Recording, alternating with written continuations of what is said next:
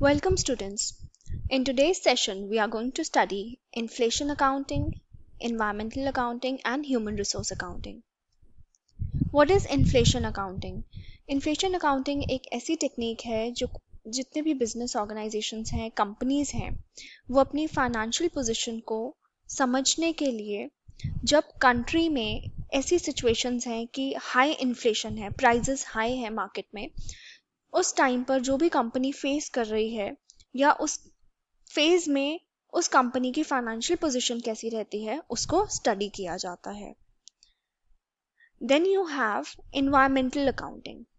Environmental accounting का main aim रहता है कि जितने भी आपकी कंपनी के सस्टेनेबल डेवलपमेंट की तरफ जो भी आपका ऑब्जेक्टिव रहा है या आपका कम्युनिटी सोसाइटी के साथ क्या रिलेशनशिप रहा है, उनके साथ आपने कैसे रिलेशनशिप्स को मेंटेन किया है, फेवरेबल रिलेशनशिप्स. देन कैसे आप effective and efficient environmental conservation activities की तरफ फोकस कर रहे हैं. क्या आपकी कंपनी सिर्फ गुड्स को सेल कर रही है, प्रॉफिट अर्न कर रही है, ग्रोथ कर रही है, या आपकी company towards the environment, towards the conservation of our environment, उसकी तरफ कैसे इफेक्टिवली एंड एफिशिएंटली अपनी एक्टिविटीज़ को परस्यू कर रहे हैं. These accounting procedures allow company to identify the cost of environmental conservation.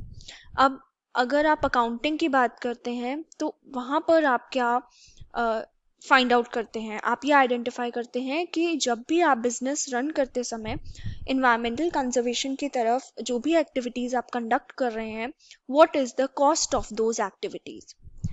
Then you identify the benefits gained from such activities. उन एक्टिविटीज से आपको, आपके बिजनेस को क्या लॉन्ग टर्म या शॉर्ट टर्म बेनिफिट्स हो रहे हैं. Then it provides the best possible means of quantitative measurement in monetary value और physical units.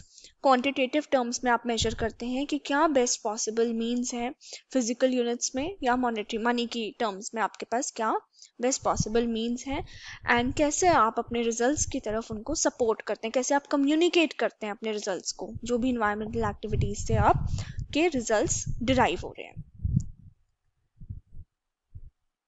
आप यहाँ पर देख सकते हैं फाइनेंशियल परफॉर्मेंस में जो भी इन्वायरमेंटल कंजर्वेशन की तरफ जो भी आप एक्टिविटीज़ कंडक्ट कर रहे हैं उस पर जो भी कॉस्ट इनकर हो रही है वो देखा जाता है, एंड उससे क्या क्या बेनिफिट्स एसोसिएटेड हैं. Right. Then you have the environmental performance कि आप एक्चुअल में जो इन्वायरमेंटल कंजर्वेशन एक्टिविटीज़ की तरफ डील कर रहे हैं उससे आपके इन्वायरमेंट में क्या बेनिफिट हो रहा है. राइट. तो जब आप ये फाइनेंशियल और इन्वायरमेंटल परफॉर्मेंस चेक करते हैं तो इन्वायरमेंटल अकाउंटिंग में आप क्या एक्चुअली आइडेंटिफाई करना चाह रहे हैं, जो भी कॉस्ट आपका इनकर हो रहा है और जो भी बेनिफिट आपको उससे यील्ड कर रहे हैं आप by using the environmental conservation activities. And then you have the human resource accounting. Human resource से आप क्या समझते हैं? Human resource is always considered as an asset to the company.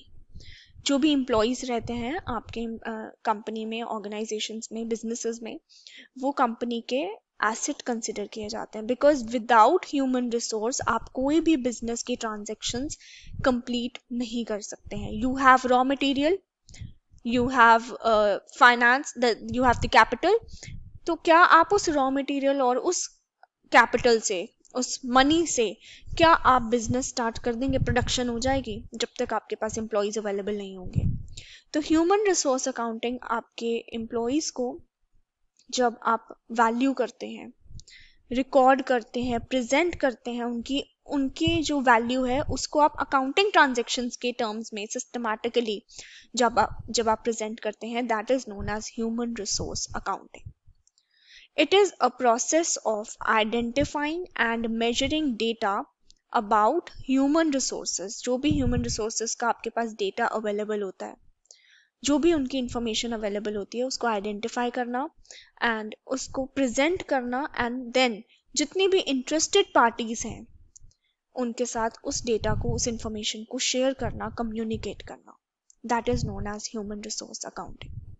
It measures the cost incurred by the organisations. अब आप accounting कर रहे हैं तो आप सिर्फ इंफॉर्मेशन प्रेजेंट नहीं कर रहे हैं, आप जो भी ह्यूमन रिसोर्स पर कॉस्ट इनकर करते हैं, जब आप उनको रिक्रूट कर रहे हैं ऑर्गेनाइजेशन में, सेलेक्ट कर रहे हैं the right person you are selecting for the job, hire कर रहे हैं, ट्रेनिंग दे रहे हैं आप उनको टुवर्ड्स द डेवलपमेंट, उनकी ग्रोथ के लिए जो भी आप एक्टिविटीज़ कर रहे हैं, उनको ट्रेनिंग प्रोवाइड कर रहे हैं, प्रोग्राम्स रख रहे हैं उनके लिए, ये सब जितने भी activities human assets, human resources, employees के लिए की जाती हैं, उसके लिए जो भी कॉस्ट आप लगाते हैं, that is also measured in human resource accounting. तो ये जो आपके पास 3 टाइप्स ऑफ अकाउंटिंग है, human resource accounting, inflation accounting and environmental accounting, ये आपके आज के टाइम पर बहुत वाइडली यूज की जाती हैं बाय ऑल दी ऑर्गेनाइजेशंस।